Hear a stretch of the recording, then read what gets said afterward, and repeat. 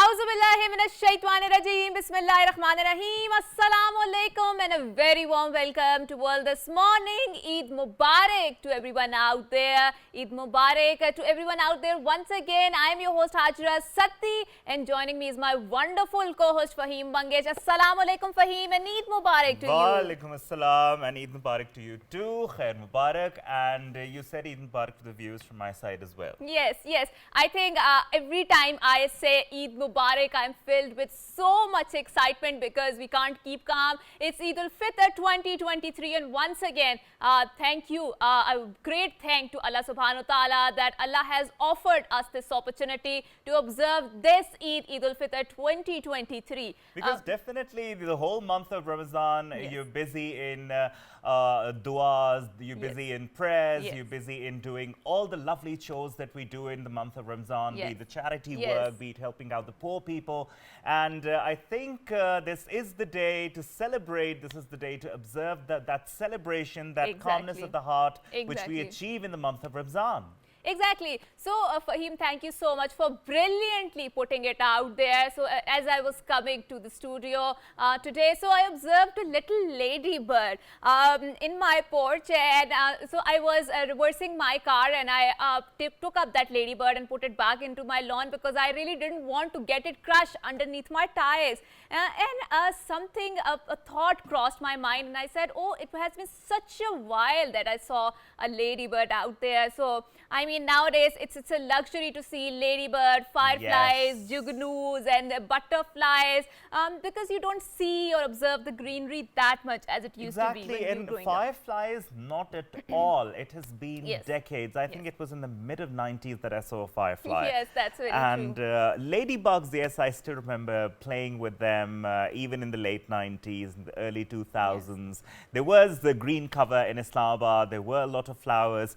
And I still remember my love for the ladybugs, me and my sister, both of us. Yes. It was a great joy, a great pleasure, and I really wish I could see one Yes. because, again, I am a very nostalgic person. Yes. I really enjoy these sorts of things because they bring all sorts of feelings of childhood in me. I think anyone who would watch or experience touching a ladybug like you did today, I think Yes. you're one of the lucky ones who did Yes. so in this era.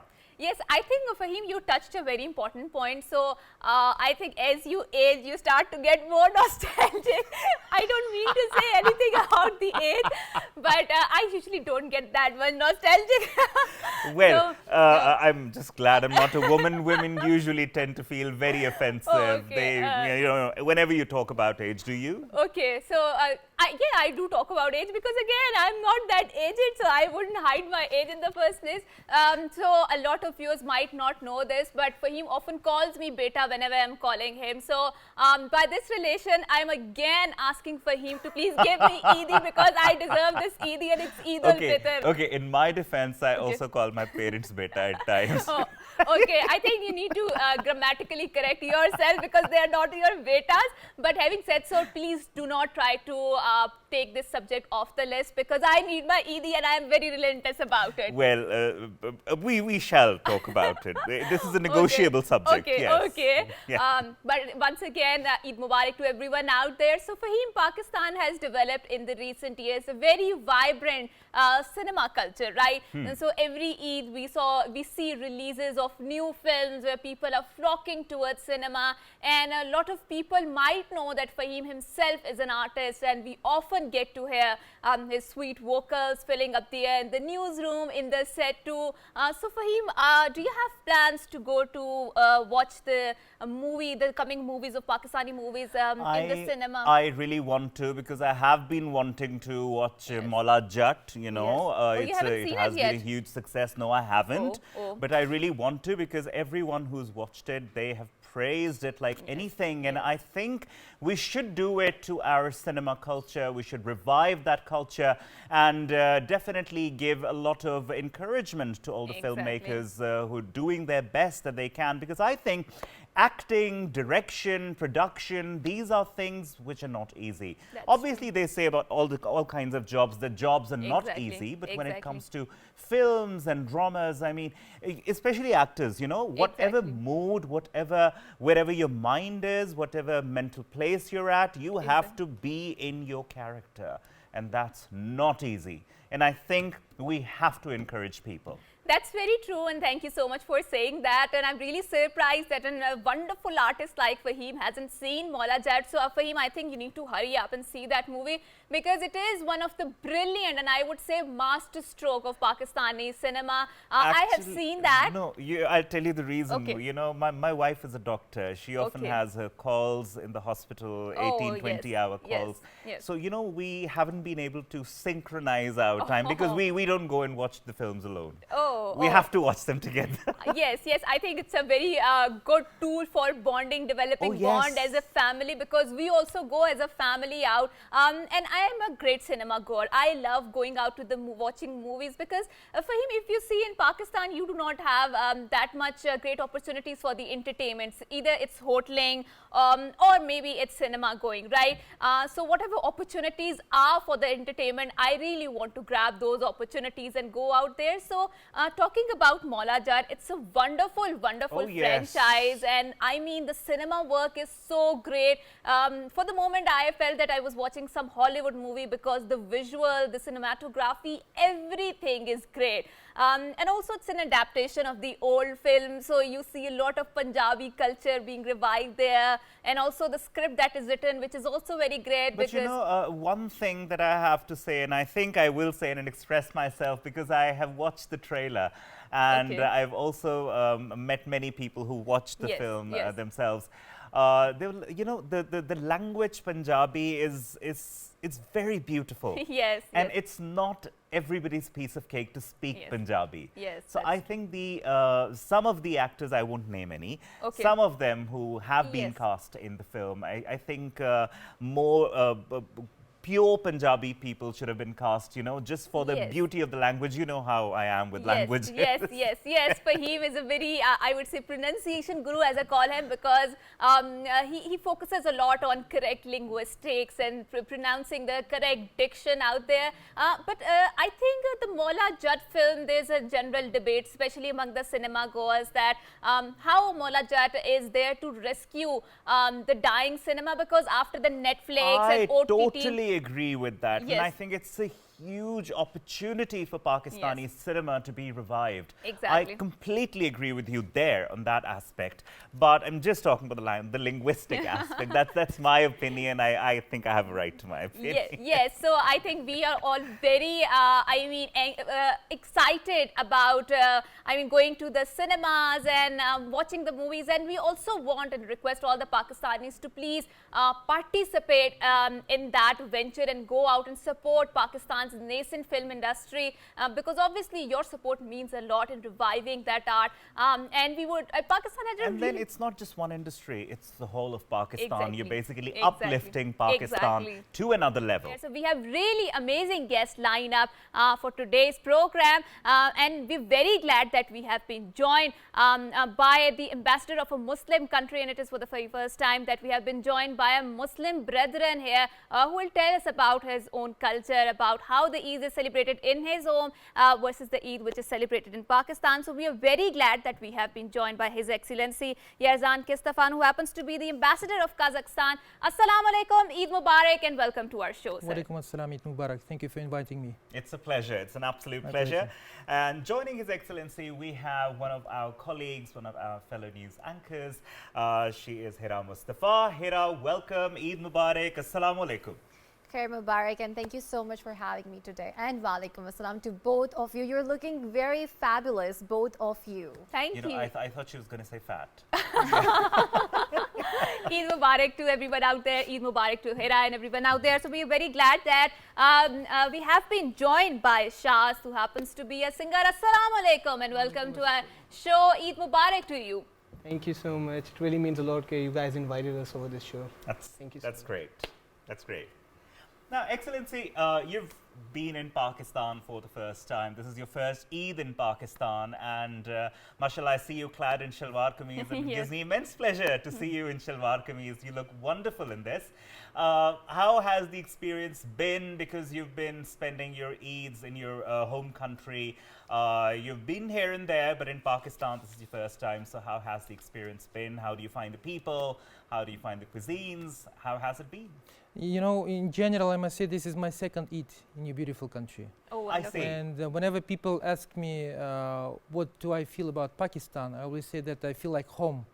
And the reason for saying so is that in many ways we have, traditions, customs in common. And even when it comes to celebrating Eid, and even when it comes to celebrating the holy month of Ramadan, iftars, I see that we almost have the same traditions. The only difference that we have is our food is less spicy. This is the only difference. So we will certainly talk more about our culinary culture and how it is more influenced by the Central Asia. But before that, Fahim, so we talked about how the Eid is celebrated in different cultures, and especially when we talk about Eid, the first religious symbol that comes into mind is the mosque, right? So Astana has some really amazing mosques out there, and we have a video in which we are going to pictorially represent a very beautiful mosque in Astana and how the history surrounding it, then the architecture surrounding it.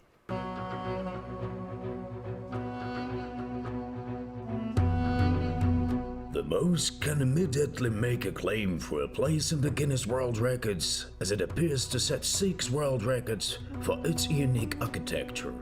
The mosque boasts extensive domes that soar into the Nur Sultan sky and encompasses a vast space which will accommodate 30,000 people at one time.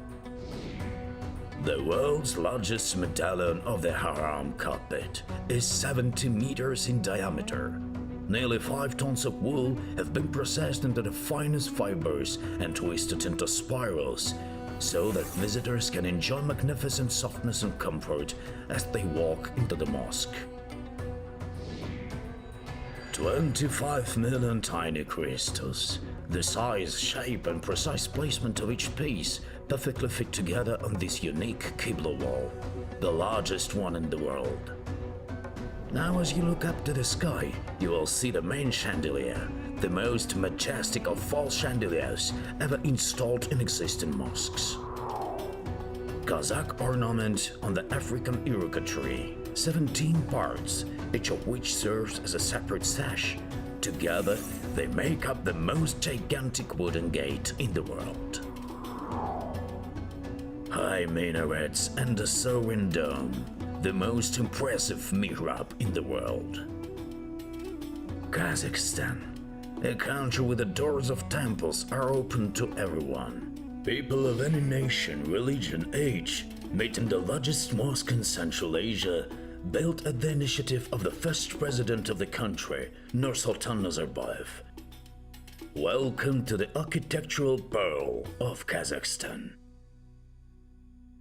Right. So carrying forward our conversation, that was a beautiful mosque in Astana, and certainly the Muslim architecture always fascinates me because it dominates the domes and all the architecture. Mr. Ambassador, you have spent your Eid here in Pakistan, and obviously Kazakhstan got its independence in 1991. And a lot of people are talking about the post-Soviet transition. So how has the Eid culture evolved over time in your own home country? You know, I must say that it wasn't easy at the very beginning because, as you might know, the Soviet Union and Kazakhstan was a part of the Soviet Union for almost 70 years. And I must say that the Soviet Union was a kind of, atheistic state. Yes. They refused to recognize, any kind of religion, Yes. of course, including Islam. True. Exactly. So we were very close to losing our national identity Religious and our religious identity, Yes. I would even say.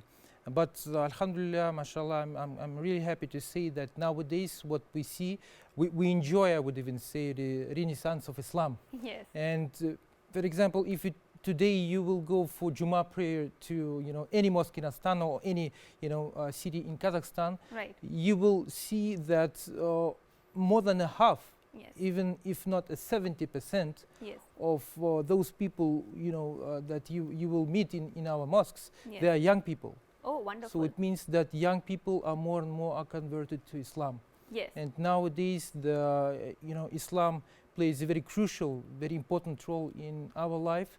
And even according to our legislation, Eid is celebrated on official level. Yes, so Fahim, as I was researching about the Kazakhstan, and I'm always fascinated about the Central Asia because I think we share a lot of similarities with Central Asia. A lot of them, yes. Yes, I mean, in historical figures, Ibn Arabi was born, Ibn Farabi, pardon me, was born there in Kazakhstan, and Kazakhs take a great and immense pleasure in claiming him, right? And I was looking that Kazakhstan also celebrated his birth years back in 2019, I guess. So would you like to deliberate upon his legacy and how it continues to shape Kazakhstan, especially in a Muslim culture? Al-Farabi is one of the, I would say, brightest figures in the history of Islam civilization. Yes. He is a great scientist, he is a great scholar, he is a great, philosopher. And again, I'm happy to say that 2 years ago, Yes. we celebrated Yes. his, birth anniversary here in Islamabad in collaboration with Comstech. As you might know, Comstech is a, committee on science and technology. And for example, last year we celebrated it was a kind of international conference dedicated to the legacy, for example, of Allama Iqbal in Kazakhstan. Yes, yes. It was the first ever such kind of international conference that took place in our region, not only in our country. Okay, And wonderful. after this forum, it was decided to hold on annual basis an event dedicated to the bright figures of our region. Yes. And nowadays, this conference is called Allama Iqbal Al-Farabi Conference. Wonderful. Lovely. So this is how we, honor, this is how we respect the legacy of these two great figures Yes. in our history. Yes. That's amazing. Also, I mean, we see you clad in shalwar kameez. Yeah. I The best did clothes mention- for Taraweeh, the best clothes, Yes. especially for Taraweeh. So, Wonderful. how did this idea occur to you that you should be wearing shalwar kameez? Because obviously, A, you look nice, and Yeah. B, is it the comfort? Is it the look of it? Yeah. What inspired you? Simply, I love it. It's very comfortable first, as you said, and secondly, it's just another sign of my deep respect to your beautiful country, to your beautiful people. It's a pleasure. Jazakallah, It's a jazakallah. pleasure. Jazakallah, no doubt in that. And we respect you equally. And definitely, while I was going through some facts about your country as well, I came to know about so many things which are common, for example, in the food. Hajra, I was going through. But obviously, we're going to talk about that. But also, Hajra, you're also here. Hira. Hira, I'm so sorry. I think people confuse us a lot because our spellings are very similar, right? So yes. Yeah, so we'd also like to know about your Eid, how you spend it, because obviously being a media personality, Yes. I'm sure there are many Eids where you have to work, Yes. where you have to come to the office. How's that going on for you? So so as you can see from my attire, pardon me, excuse me. Yeah, so as you can see from my attire that I'm officially dressed and I'm here at work. So my usually Eids are spent here at work, as you mentioned rightly, Fahim, since we are a working woman, so we have to be here 24/7. But apart from that, I really love to spend time on Chand Raat, and we are very much, anticipated by the kind of cuisines that our moms, our family members cook at home. So I would like to take this opportunity and ask you, what's your favorite dish? Like, how do you actually, spend your time? Well, looking at my health, can't you see I love desserts? Wonderful, wonderful. So moving on, Shasta, how do you celebrate your Eid? We especially talked about, because Pakistan has this revived tradition of cinema goers and a cinema revival. So how do you celebrate your Eid? And after that, we would also like to request you to please sing some song for Sure, us. why not? As I'm being the youngest in my family, Okay. so whenever we wake up for Eid prayer, we just offer our prayer, then we come back and we have our own dessert like kheer. Right. We just eat that, After that, I'm gonna go to my brothers. I'm gonna be like, come on, I need my ED. You have to give me my ED. Right. As being the youngest, it's your, it's your right to get ED. Yes. And after that, you're just gonna get delicious foods. Trust Right. me, biryani, chicken, and I just love that. Right. Lovely. Lovely. And also, talking about food, we also want to know what sort of music you listen to and what sort of music you sing, because we want to listen to that too. Today I'm gonna sing a song by Kafi Khalil. Sure. It's Go ahead. Kahani Suno 2.0, Right. All right. and it's a really good song. I hope you're gonna love it. Sure. Go ahead. दीवाना हुआ मस्ताना हुआ तेरी चाहत में कितना फसाना हुआ तेरे आने की खुशबू तेरे जाने का मंजर तुझे मिलना पड़ेगा अब ज़माना हुआ कहानी सुनो जुबानी सुनो मुझे प्यार हुआ था इकरार हुआ था है तमन्ना हमें तुम्हें दुल्हन बनाए तेरे हाथों पे मेहंदी अपने नाम की सजाए तेरी ले ले बनाए तेरे सदके उतारे है तमन्ना हमें तुझे अपना बनाए नहीं मुश्किल वफा जरा देखो यहाँ तेरी आंखों में बसता है मेरा जहां कभी सुन तो जरा जो मैं कह ना सका मेरी दुनिया तुम ही हो तुम ही आसरा कहानी सुनो जुबानी सुनो मुझे प्यार हुआ था इकरार हुआ था Thank you so much. Thank you. It was lovely, lovely. wonderful. And I think this song has been making some waves in Pakistan and around the Some? globe. Right, I think correct. I Millions stand of correct. waves. Yes, yes. So we would like to carry forward our conversation further. So Mr. Ambassador, I have some questions lined up for you, and you have to choose one of the answer, right? And either of the answer will reflect either your culinary taste or your diplomatic taste, right? So you're going I to will try win. my So best. what? I will try my best. So best of luck. Okay. So do you like zent or halwa? Halwa. Halwa, really? Wonderful. We have, halwa in our cuisine as well. Yes, yes, yes. I think in general Central Asia Yes. or in South Asia, and I think in Istanbul I found a lot of halwa. Okay. Is it laghman or biryani? It's a Biryani very is hard quite- choice, I quite must say. Spicy. Hajra biryani is very spicy. Okay, okay. Lagman, it came from an Uyghur cuisine. Yes, I see. And Uyghur cuisine is extremely popular in Kazakhstan. yes. And Lagman is, I would say, is an integral part of our cuisine as well. Okay, okay. So So I it's think it holds the status of biryani for you. Yeah. Like biryani is for us. So it's laghman, right? Okay. So diplomatic answer base. Okay. Is it samsa or samosa? Another tough question, I must say. Both. In this case, I would say both. Really? Yes, yes, Really? because So what is the difference between the two? almost nothing. Again, Really? it's just a bit, for us, again, it's a bit spicy. This is it. Okay. This is the difference that we have. Okay. But if you have the samosa which has minced meat in it, that's not spicy. Yeah. You'd love By it. the way, yes. Yes, yes. So in general, I think we also eat less spices in our home because my father has some intestinal issues. But in general, I think South Asians eat a lot of spices, and Yeah. Central Asians and I think Middle East in general, they don't have that much developed taste for the spices. Is it shelpik or puri? Shelpek Yes, is very close to puri. to puri. Yes, And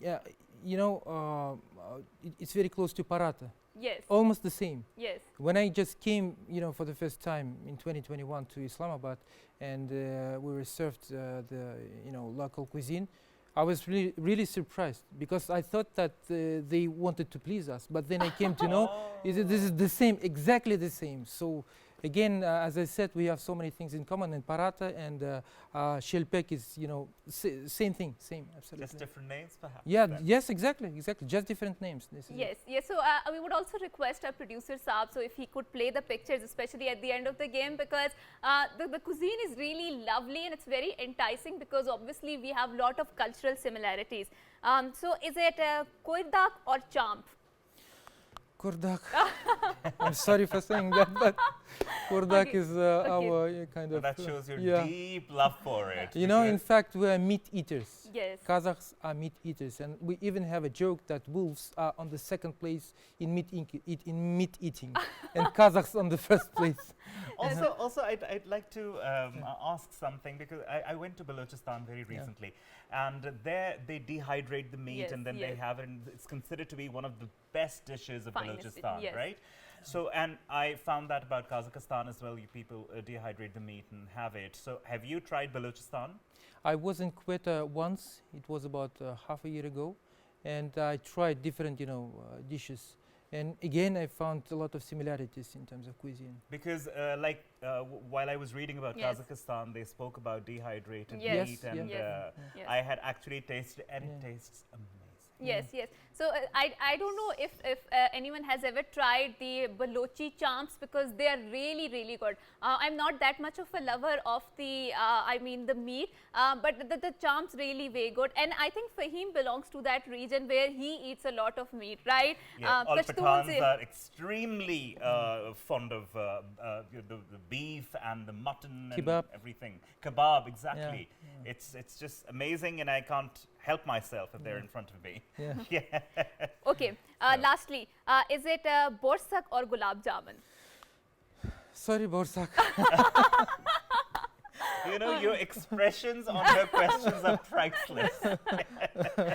Okay, I okay. tried to be honest at least. That's wonderful. I think this is how it should be. Mr. Ambassador Saab, your diplomatic leanings win over your culinary taste, and we're really glad that you joined that. So Fahim, it's time that we go on a short break, and we will carry forward our conversation further because don't go anywhere. We have some very interesting discussion lined up.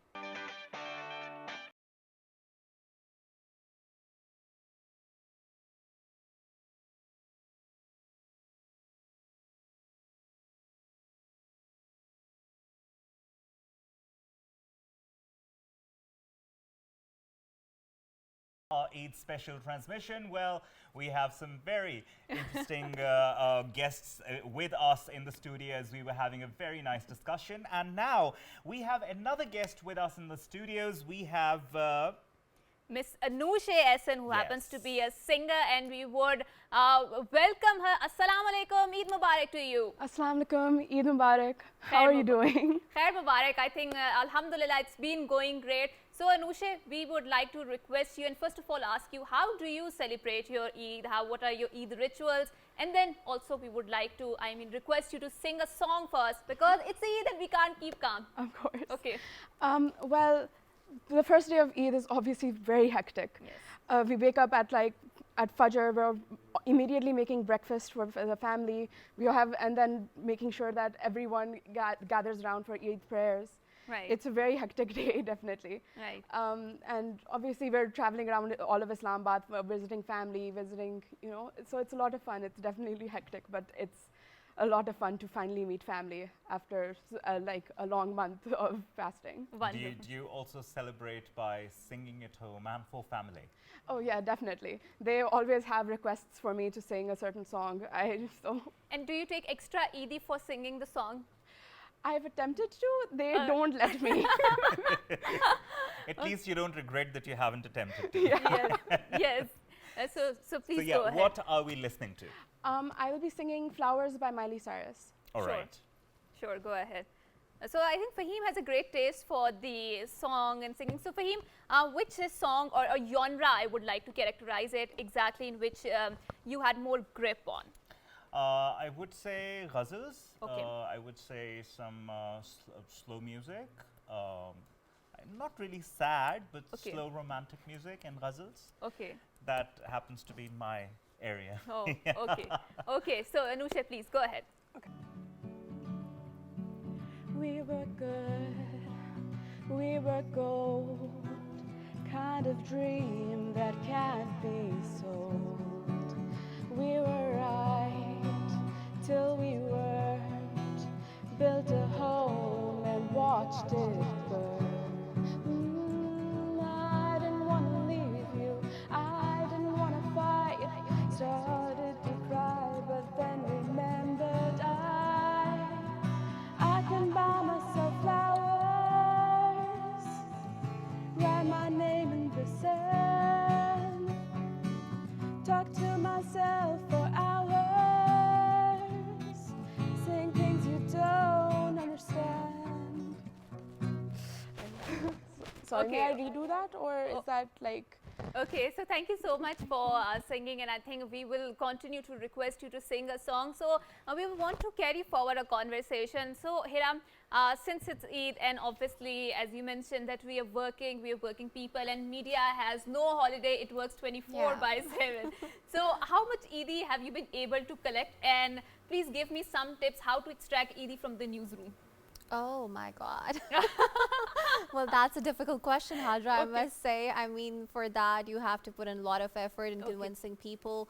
I mean, somehow bringing some mitas or desserts from home and asking the senior editors or people sitting in newsroom to give us some Eid. Yes. But having that said, well, it's been ages, like, you know, and I remember in childhood we used to get a lot of Eid, but since we are grown-ups now, so I think the trends are changing now, but what I still get from my dad and mom is like maybe 500 rupees, I must say that. How cute is that? Yeah, I still feel, you know, very lively, and I still, you know, rejoice all the, you can say, cherish rather, the childhood memories when we used to get Eidies. So, I mean, yeah, it's same like as usual, but having said that, the most important thing, or the thing that I really enjoy on Eid, is that it connects all the, you know, loved ones together. It's the, you know, auspicious occasion which actually helps us in actually binding all the relatives in whatever corner of the world they are, having video calls, chats with the friends, families. So yeah, this is the best part. Do you also give out Eid? Yeah, I do. Yeah. To your siblings? Yeah, of course. They will never spare me. They will be like knocking at the door and they're like, okay, where's our Eid? You know, even they're actually, you know, I think before the holy month of Ramadan starts, actually, they start, you know, saying that you have to bought me this, you have to get me this dress. I'm like, okay, right. Okay, Hajra, Hira gives out Eid. We have to keep that in mind. Yes, yes. Yes.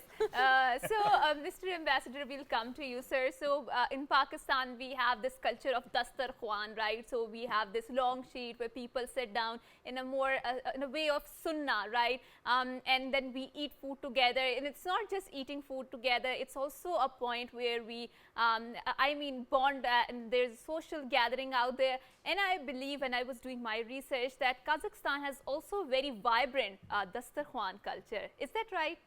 Even the same word, dastarkhan.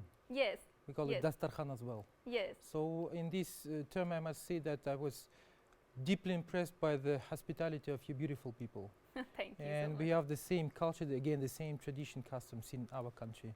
Whenever we have guests, guests is the main important person in the house. Right. So especially for Eid, we invite people, we're visiting people, our relatives, our friends, we invite our neighbors. So it's widely celebrated in our country, and I'm happy to see that nowadays we managed to revive this culture of celebrating our very important religious holidays. And I would love, first of all, to invite you to Kazakhstan. Wonderful. You know, you have to see yourself. Yes. Since we are going in May to launch direct flights between Kazakhstan and Pakistan from Lahore to Almaty, you will be surprised because, again, you will find so many things in common. That's very true. And also, Hajra, like we have this culture, like we were just talking to Hajra, of giving out Eid to the younger ones. So do we have that, do we see that culture in your country as well? Yes. So how much Eid do you dole out to your kids? Oh, it's hard to say. And does your wife also ask you for the Eid? Sorry? Does your wife also ask for your Eid? Everyone is asking for Eid. You know, it's a kind of... okay, who gets the greatest share out of your Eid? You know, in fact, when the Soviet Union was, when Yes, when integrate. Kazakhstan was a part of the Soviet Union, the main holiday was a New Year Eve. Yes. New Year. Yes. Now, one of the main holidays, as I said, is Eid, as we call it, Okay, Ramazan Eid. Eid, And okay. of course, everyone wants to have its own share of the fasting, especially kids. They want to Yes. have kind of, presents. And we also, by the way, organize, just like here in Pakistan, a lot of charity events Yes. dedicated to supporting orphans, kids from poor families. For example, just yesterday, in collaboration with the Monal group, we Right. organized an iftar dinner for kids from one school, which is run by the Muslim Hands. Wonderful. And I see. we do it on regular basis, yes. Right. So, That's a wonderful initiative, and I think That's these true. sorts of collaborations should be done, I think, on a regular basis, That's very because true. That's very true. like people say that this Ramzan is one of the most toughest Ramzans as far as financial aspect Yes. is concerned, Yes. obviously, because we're going through not just Pakistan, the whole Exactly. world is going through a financial crunch. And I think this is the time where the affluent should be collaborating with organizations here and there. And like you just mentioned, I think it's something wonderful that you did. Right, and Fahim, one thing that I always insist is that that altruistic spirit, which is so visible in Ramadan, it should transcend the month of Ramadan, and we should see it all around the year, because obviously needy people or the destitute people, they need our help all the time in the year, right? And so let's veer a conversation again to the culinary or the cuisines of Kazakhstan and Pakistan. So, Mr. Ambassador, Laghman seems more tasty when you're sitting on the dastarkhan, or it doesn't matter if you're sitting on the dastarkhan, even if you have the plate in front of you, it seems tasty all the way. It seems tasty all the way. But, Wonderful. as I said, it's a kind of Uyghur cuisine. So in our own cuisine, we have the main dish called bishbarmak. Right. Mainly Yes. it consists of meat, different Yes, types of yes. meat. And, when we celebrate it,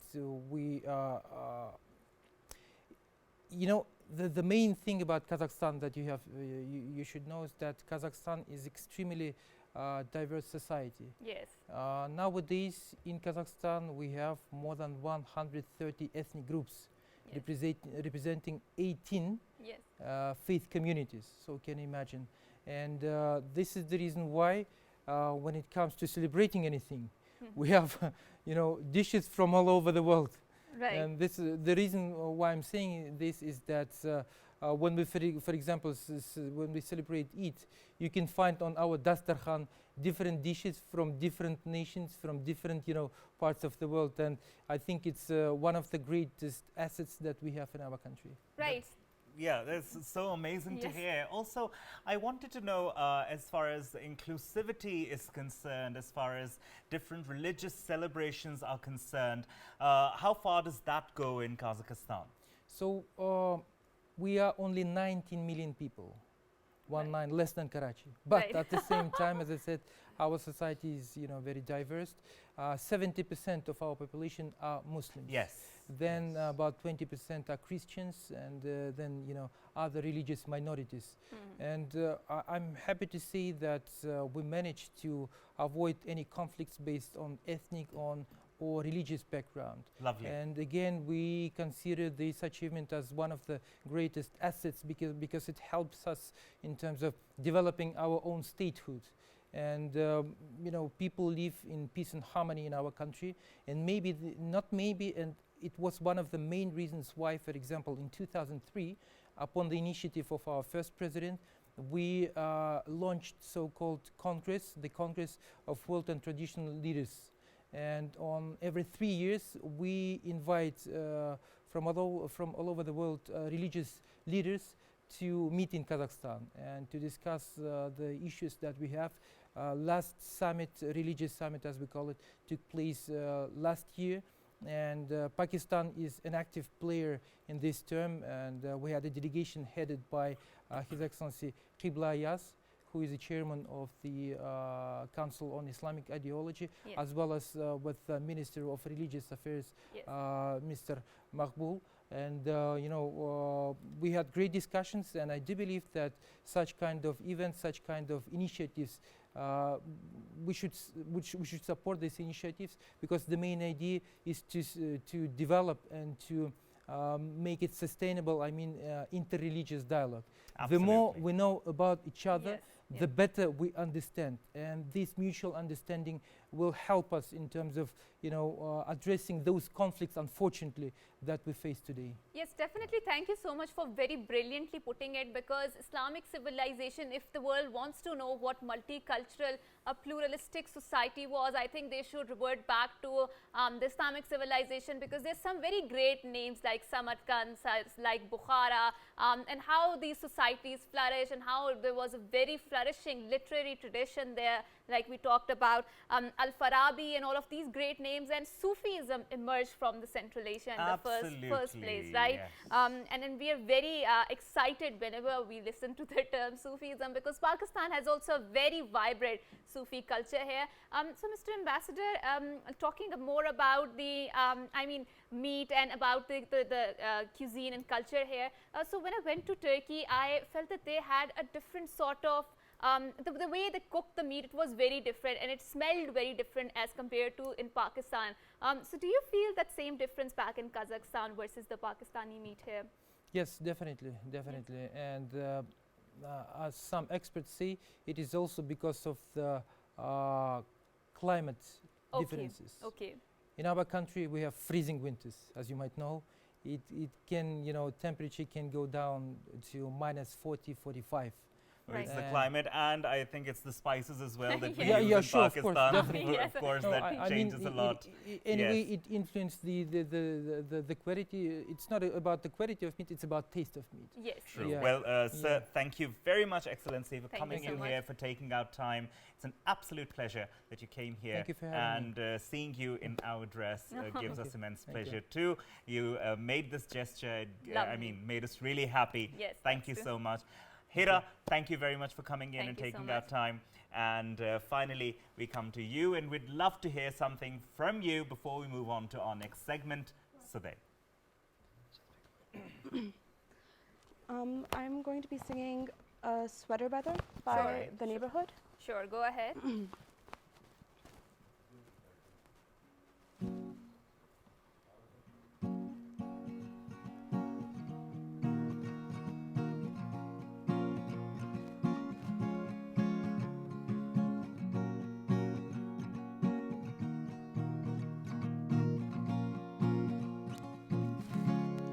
All I am is a man. I want the world in my hands. I hate the beach, but I'll stand in California with my toes in the sand.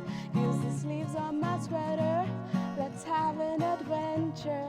Head in the clouds, but my gravity centered. Touch my neck, and I'll touch yours. You in those little high-waisted shorts. So she knows what I think about. What I think about. One love, two mouths. One love, one house. No shirt, no blouse. Just us, you find out. Nothing I wouldn't want to tell you about. No, 'cause it's too cold for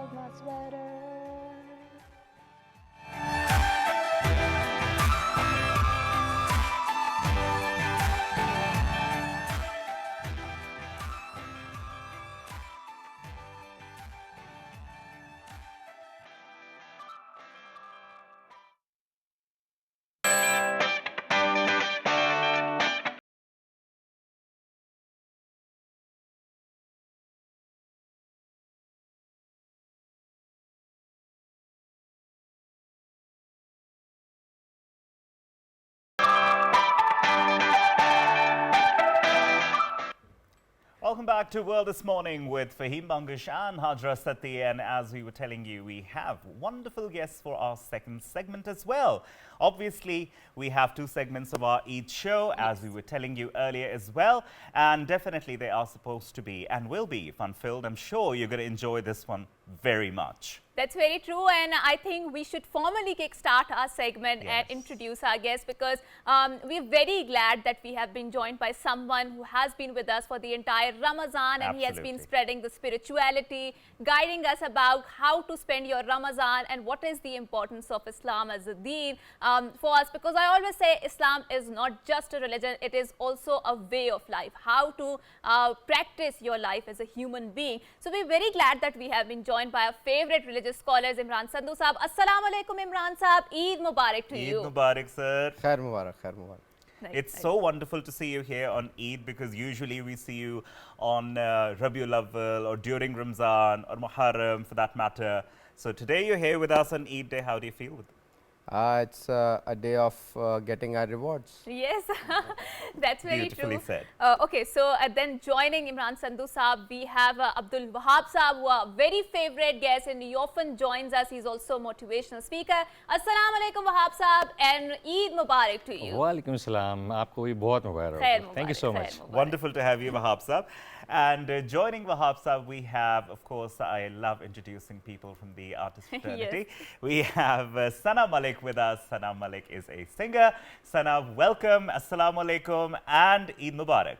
Assalamu alaikum, walaikum salam, and Eid Mubarak to you, Khair too, Mubarak guys. to you. Lovely. Khair Mubarak to you. So we will start a conversation by Sandhu Saab. So Sandhu Saab, today is Eid al-Fitr, right? And it is a hadith of Allah subhanahu wa ta'ala, sorry, of Holy Prophet Muhammad sallallahu alaihi wasallam, that when a person who is fasting here, he will witness two happiness. One at the aftar, what do you call, the dastarkhan, and second when he meets his Lord. So we celebrate Eid after the culmination of Ramazan, after fasting. So what was the sunnah of Holy Prophet Hazrat Muhammad sallallahu alaihi wasallam, how he used to celebrate his Eid al-Fitr? So, Bismillah ar-Rahman ar-Rahim, Assalamu alaikum wa rahmatullahi wa barakatuh. Eid is from a word Aud, that means that comes again and again. And Fitr means breaking of fast, Okay. or to start eating. So that is why we call it as Eid al-Fitr. That it comes again and again after every Ramadan, and then we start our normal routine, like kick off with our breakfast on the normal time, etc., etc.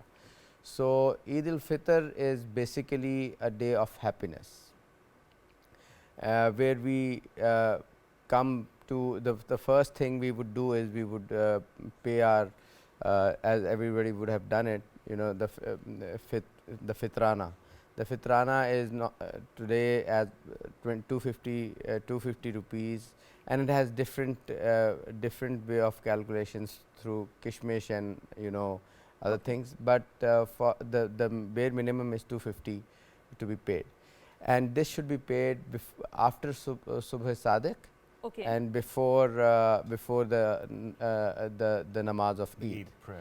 So the sunnah of the Prophet is to get ready, do ghusl, put some good scent, atar, etc. Yes, yes. And then go to the Eidgah, Right. preferably earlier. Eidgah is a place where there is a big ijtima of Muslims, Okay. a big congregation. So the earlier the better. Right. And then when the Imam recites the khutbah, that should be, or talks about you know, the ahkam of Eid in the khutbah, one should very carefully with concentration listen to the khutbah. This is also one of the sunnah of the Prophet sallallahu alaihi wasallam. He used to recommend that. Also, Imran Sahab, what I've seen in the Western culture, the Muslims over there, even the women go for the Eid prayers. Is it advisable for women to go there? Yeah, it's admissible. If it's like, if the place allows, the conditions of the place allows that, especially, you know, if there's a wheel place for women to go over there and observe their hijab, then there's no issue in that. Right. So, Sandhu Saab, we've all witnessed how, I mean, different cultures have different timings for the Eid namaz. Someone was telling me that in Dubai, they offer Eid namaz after the Fajr prayers, immediately after the Fajr prayers. But in Pakistan, we have different timings for that. So, what is this logic behind it? I mean, what's the appropriate way to offer the namaz? I think where there's lots of heat, Okay. they prefer to pray it a little earlier before the sun comes up, Right. to avoid the, because it's a land of desert and there's lots of heat over there. Okay. So I don't know in winters what they do, but normally in summers they would prefer to pray it a little earlier. Also, Sandhu Saab, we know that it does not have a call to the prayer. There is no azan for the namaz-e-Eid. What's the logic behind that? It's the sunnah. It's learned from the sunnah. Prophet never, said to offer azan before offering the prayers. Right, right. Right, lovely. That's lovely. So moving on, Wahab Saab, since you're a motivational speaker and you have been helping a lot of people, especially in the Ramazan, and we generally witness, Fahim, that how there's an altruistic wave in the Ramazan because people are out there giving the iftaris, doling out iftaris to poor people, to our poor brethren out there. So how do you in general celebrate Eid? What is your, a routine Eid ritual? Well, Hajra, in fact, the month of Ramadan is basically a blessing by Allah subhanahu wa ta'ala. That's true. You see? And Eid day is basically reward of all those 29 or 30 days when you have fasted with full submission to the will of Allah ta'ala. Fasting is something which is only for God Almighty. You see, Right. and reward of fasting is given by God Almighty only. You see, Right. so basically the Eid day is a rewarding day. You know, it's a day of happiness when you are getting reward. For example, when you have worked throughout the year in a school, in a college, university, and when your result is announced and you pass with brilliant marks, just imagine how happy you would be. True. You see, and it's only worldly happiness. We are talking about our eternal happiness, you Yes. know, our eternal salvation. Yes. So this happiness is in no way comparable with any worldly happiness. You see, so a person who has fasted for 30 days and he has or she has been standing in front of Lord, not only throughout 5 prayers per day, but at the time of Taraweeh as well. So his or her happiness is beyond limits. So basically what happens, just cashing, you know, that opportunity when God Almighty has been that much kind to allow us that freedom to eat, freedom perhaps to, for some people, freedom to smoke as well, you Yes. see. So for them it's a big freedom, Yes. you see. So basically what happens, I mean, we all, especially I too, we have sort of reunion with family again. Yes, yes. Those 29, 30 days, most of us had been sleeping in morning time, you see, because of the tough routine at night.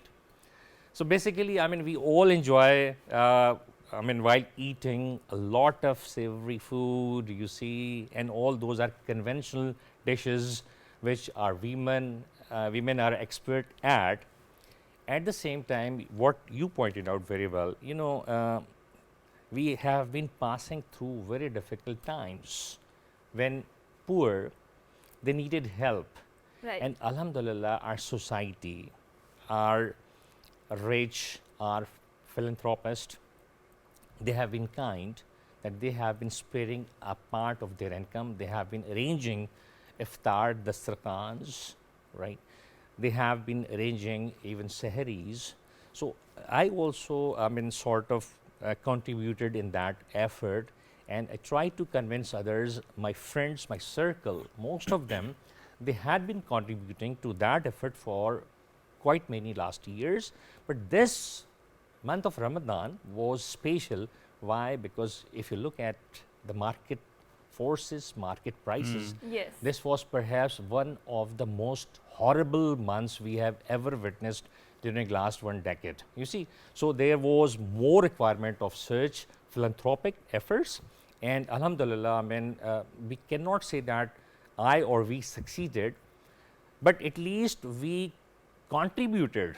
You see, we contributed, because when you come towards philanthropy and when you come towards help, it's a huge ocean, and even if you contribute a drop, it means a lot. Also, I would like to point out something here, Wahab Saab, because today, you know, you see people begging on the streets, and it's become a profession, sort of, right? And how do you see that which one is a obviously, when I talk about deservance, I don't say we deserve what we have, right? Yes. It's, you know, when we don't know whether we deserve it or not, so why should we judge somebody else? But in that, basically, in that pursuit of beggary, in the profession that they've made, perhaps the most deserving people are left behind, who cannot beg, who cannot ask. Exactly. So how do you differentiate, how do you find such people who actually are the deserving people? I appreciate your question, because there are very few people who ask that question. And that question needs to be asked, and that question needs to be asked repeatedly in society. What is happening? We all need to be good observers in society, you see, but unfortunately we are very poor observers. When you leave your home and you come to your office, when you go to shopping, when you go to buy even yogurt, when you go to buy vegetables, you come to know who are who. Even beggars, common beggars, you know who they are. On every signal, at least, you know, when I move around, I know who is standing on which signal. Right. You see, Yes. I mean, they are very familiar faces, and they remain there throughout the year. But just before Ramadan, you will see dozens of new people who are wearing very good clothes, and they are begging in sort of in families. You see, they have like 3, 4 sisters, 3, 4 brothers, and all of their children. Basically, what is happening? Sorry. We have got beggary more professional. There are contractors who engage them, who bring them to bigger cities like Islamabad, Lahore, Karachi, Peshawar, where they know that there is affluent class. And you will be surprised, during Umrah and Hajj seasons, they take flights of beggars to Saudi Arabia, and they earn millions of rupees out of that. Even Saudis have remained unable to control them. Our authorities do not exert any effort. So, I mean, they leave us in front of them to face them. So, basically, coming back to your question, how we should identify them. As I said, throughout the year, you know who is who. Yes. So, when you come to know there are new faces, and believe me, they ask you with full force. They force you to empty your pockets. You see, so there is a very genuine way that how you can identify. So any person who you know, who you can see and you can judge the person is really appearing not, I mean, sort of worthy, please. I think it's left to our own personal judgments and how we differentiate that.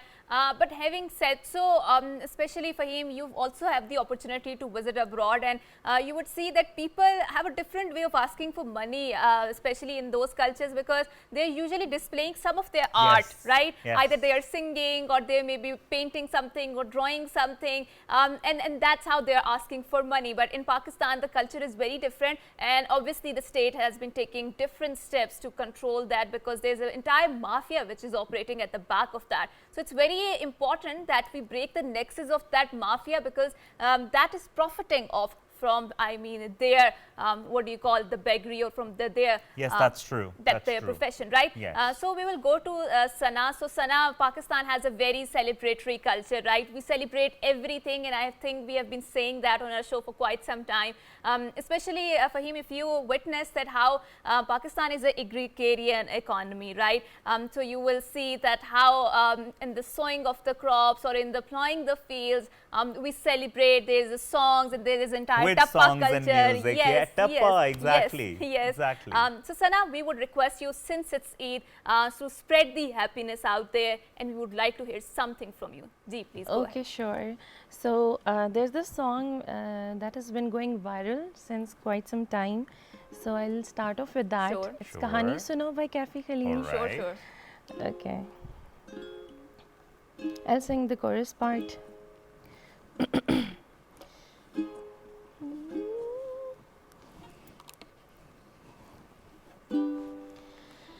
दीवाना हुआ मस्ताना हुआ तेरी चाहत में कितना फसाना हुआ तेरे आने की खुशबू तेरे जाने का मंजर तुझे मिलना पड़ेगा समाना हुआ सदाएं सुनो जफाएं सुनो मुझे प्यार हुआ था इकरार हुआ था प्यार हुआ था इकरार हुआ था कहानी सुनो जुबानी सुनो मुझे प्यार हुआ था इकरार हुआ था प्यार हुआ था इकरार हुआ था है तमन्ना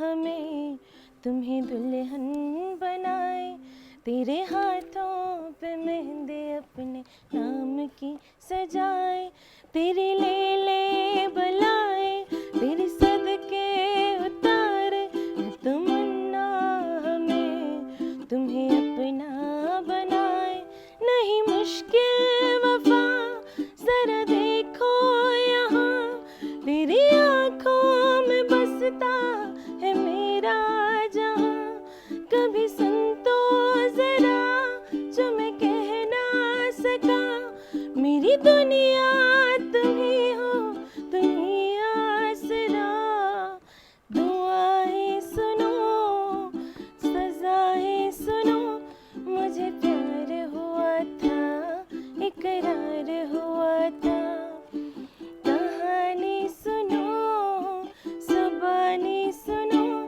मुझे प्यार हुआ था इकरार हुआ था प्यार हुआ था इकरार हुआ था I think this Thank song you. has been making rounds for quite some time. Thank you so much, Sana, you. for filling our ears with the happiness, with the waves of happiness. Since it's Eid, we can't keep calm. So, Sadhu And Saab- Eid cannot be left behind without music. Yes, that's very true, because Pakistan has a very celebratory culture, and it's a part of our culture to celebrate everything. So, Sadhu Saab, yeah.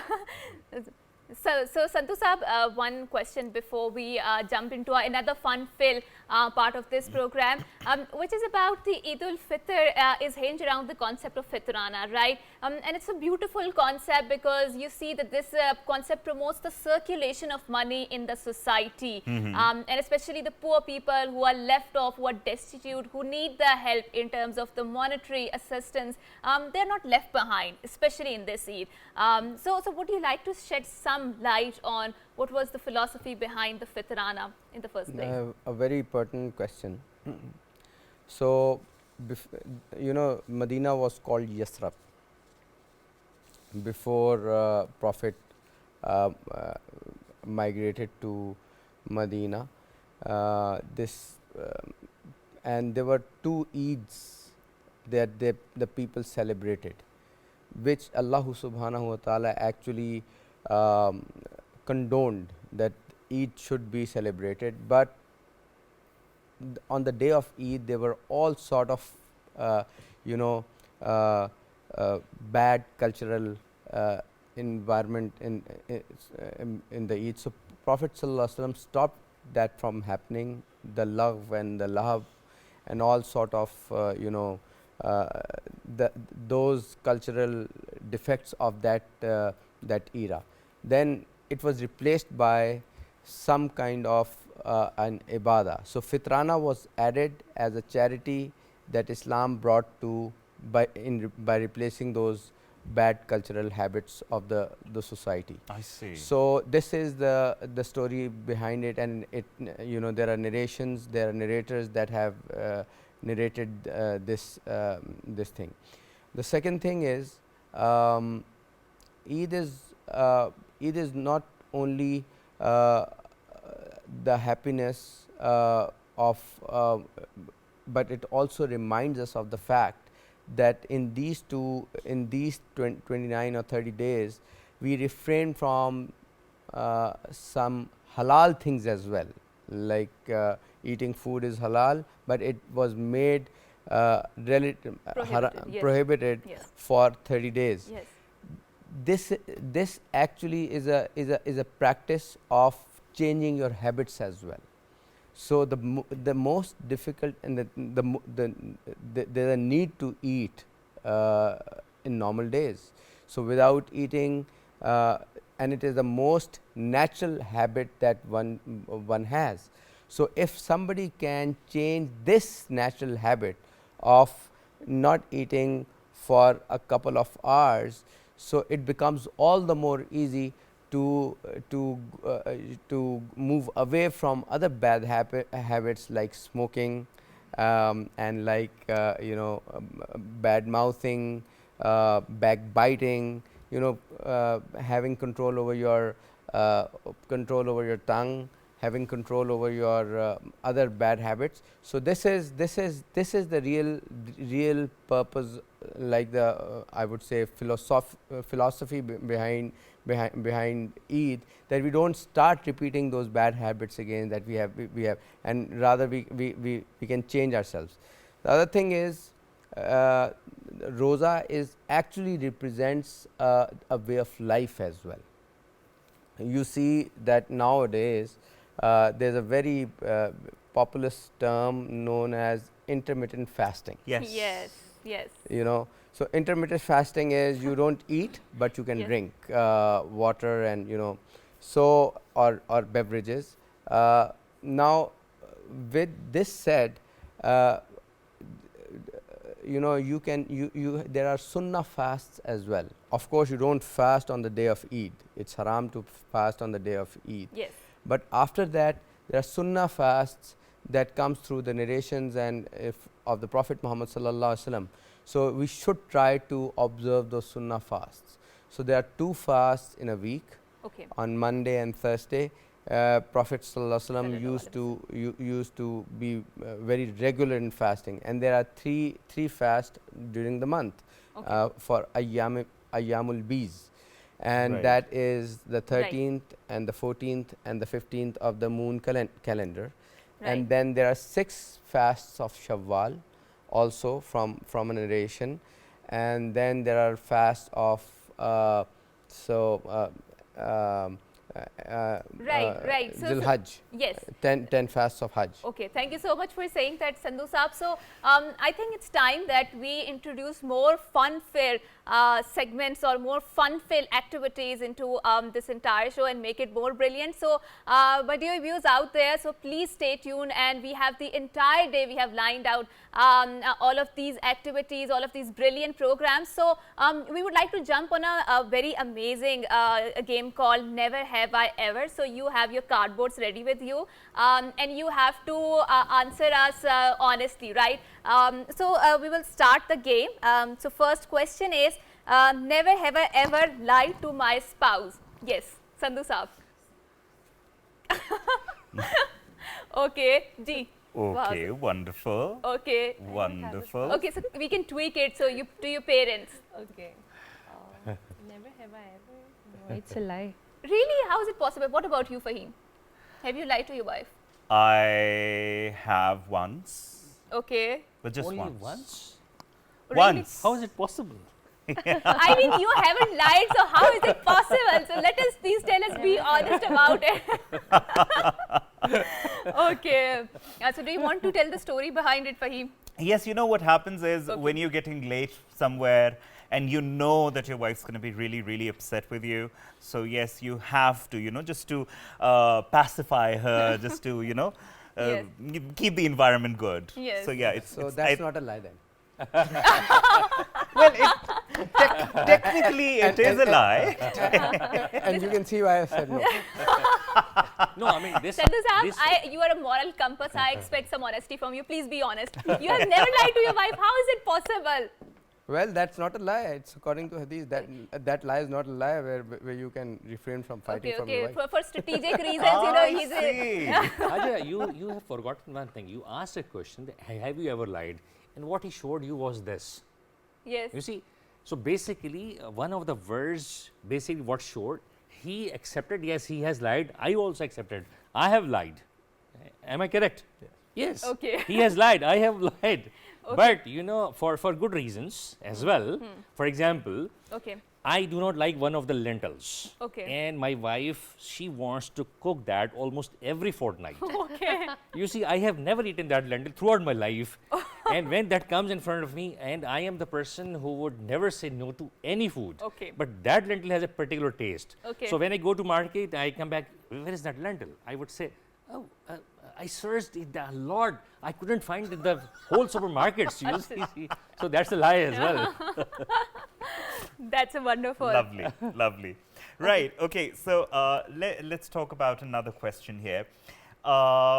Okay. Never have I ever taken credit for someone else's work. Yes, Sana. Never. Really? Yeah. Okay. 100% sure. Well, I would say no, but humanly it is not possible throughout your Yes. life when you have spent quite many decades. What happens? Especially in the group I works, mean, yes. perhaps you might have done that. So, let me tell you frankly, there is always 5% possibility. You know, Yes. you are a human being and you are bound to err. That's a very diplomatic answer. Send this out. Yes, okay. We want to know the story behind it. Yeah, so the reason I'm saying yes is in my opinion, I'm always taking credit of the work of my teachers and my parents. Wonderful.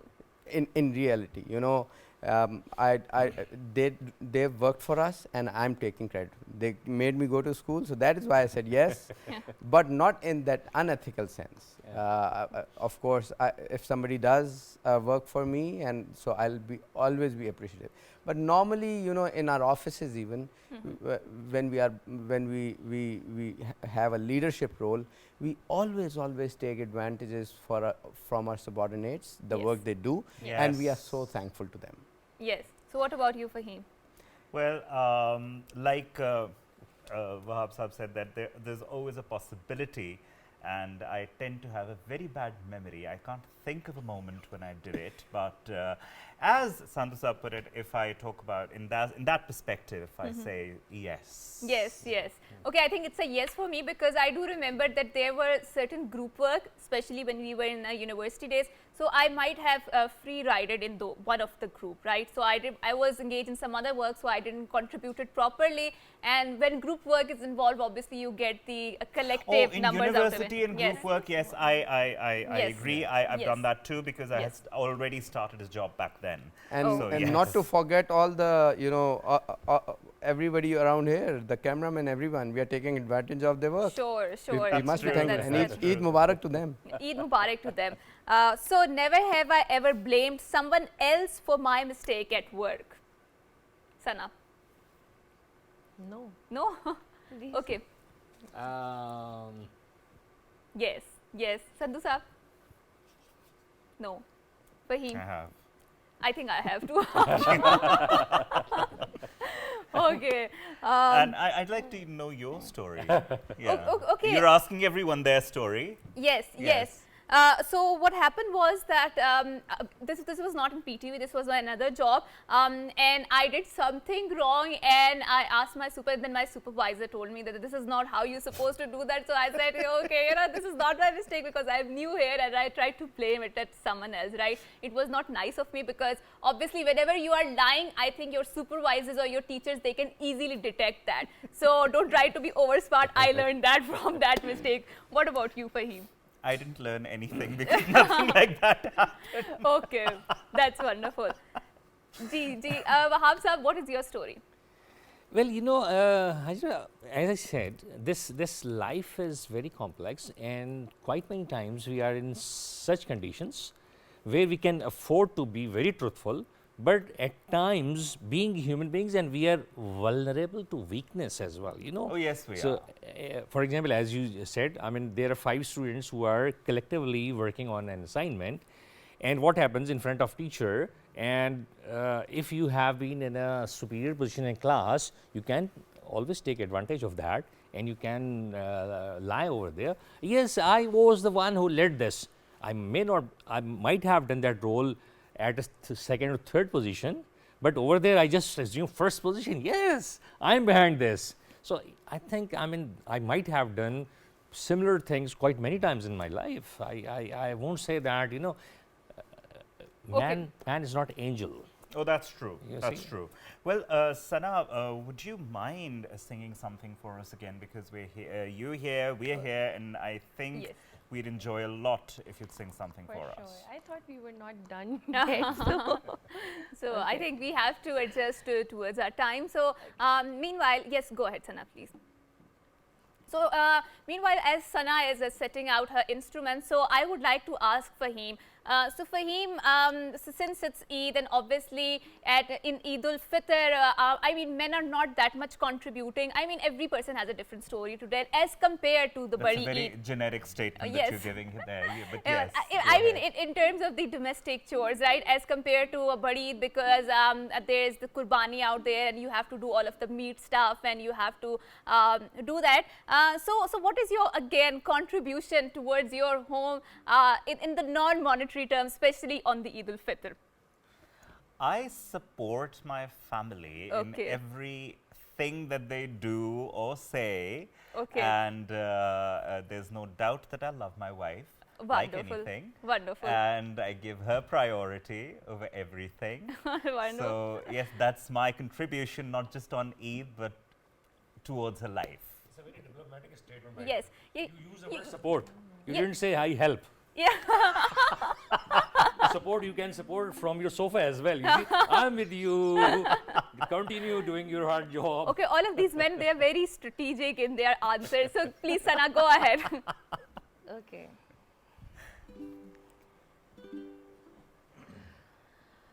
Hold me close and hold me fast. The magic spell you cast. This is living rosing. When you kiss me, heaven's eyes, and though I close my eyes, I see living rose. When you press me to your heart, I'm in a world apart, a world where roses bloom. And when you speak, angels sing from above. Every safe word seems to turn into love song. Give your heart and soul to me, and life will always be loving and rosy.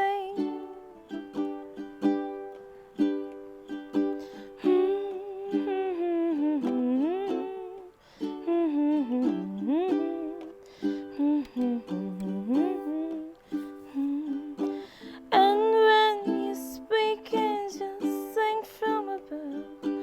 Every safe word seems to turn into love songs. Give your heart and soul to me, and life will always be loving and rosy.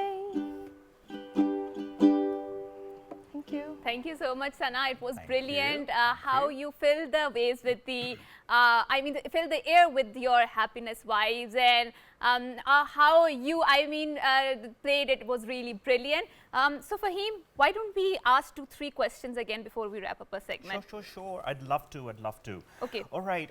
One thing I'd really want to know, Sana Sahab, have you ever lied about your age? No. No. Wahab Okay. Saab. Sana. Many times. Right. Okay. Good, honest answer. What about you, Fahim? No, I'm proud of my age. Yeah. I I am think proud age of mine. is just a number. No. Well, many people do say that, but not many people actually mean it. Believe They it, don't yes. really implement it the way they say it. So yeah, I don't believe it when usually women say it because they're very good at hiding their ages. Again, that's a very general statement, like you mentioned about it. So yes, I'm picking. Well, whosoever actually, you know, colors the hair, Okay. he's hiding the Ah, well, I don't. The way you're looking at me. Okay, was that intended for me because my entire hairs are white and I do dye them? Okay, never have I ever cut in line on purpose. Sandhu Saab, have you ever crossed the line? Cues or lines? Yes. Yes. Wahab Saab? Yes. Few times.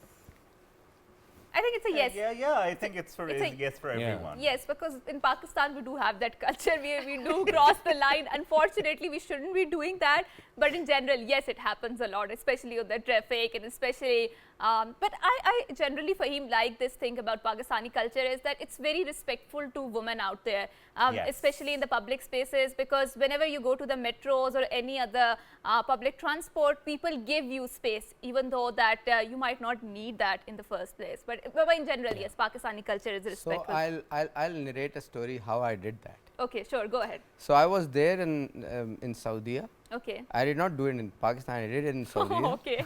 and the reason is I got late. Okay. And my flight was about to miss, and I just shouted at the immigration officer, "Look, I got late, unfortunately, and I cannot make it if I stand in this line." And he just ordered me to come forward and break the line and just go on the. So there was an emergency at that time. Okay, okay. Well, okay. Okay, so never have I ever babbled something that I swore to secrecy. Did you do that? Break a secret? Yes. Yes. Yes, Abdul Wahab sir. I think no. No? I think no. Yes. Okay, Sana. Fahim? I think I might have.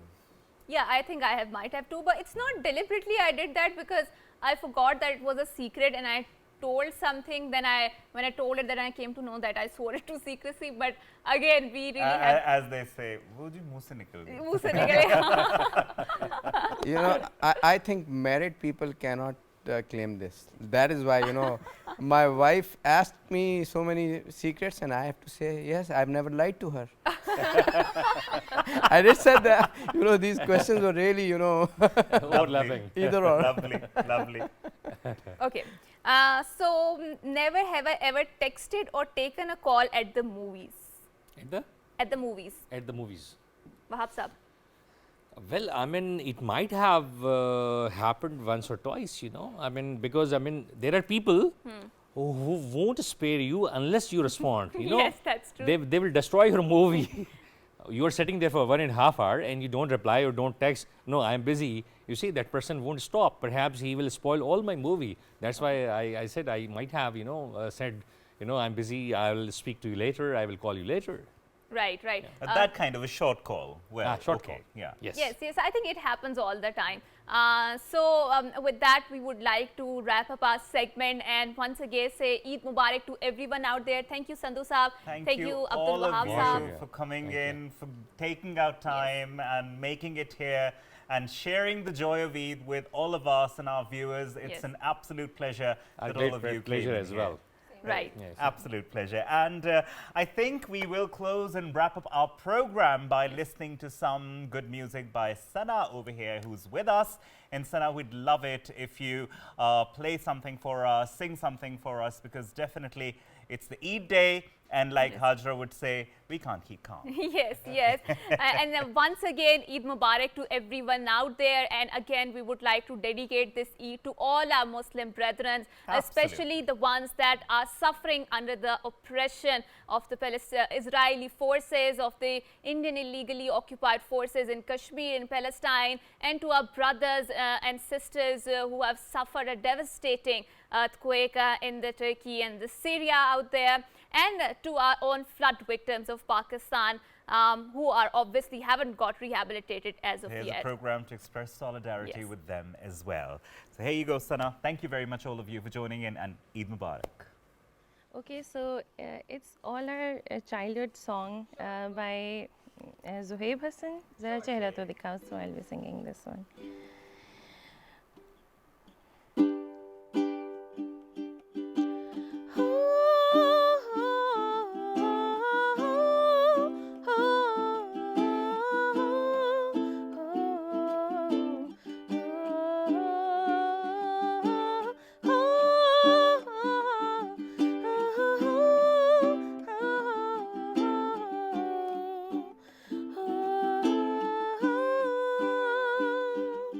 जरा चेहरा तो दिखाओ और थोड़ा सा मुस्कुराओ जरा चेहरा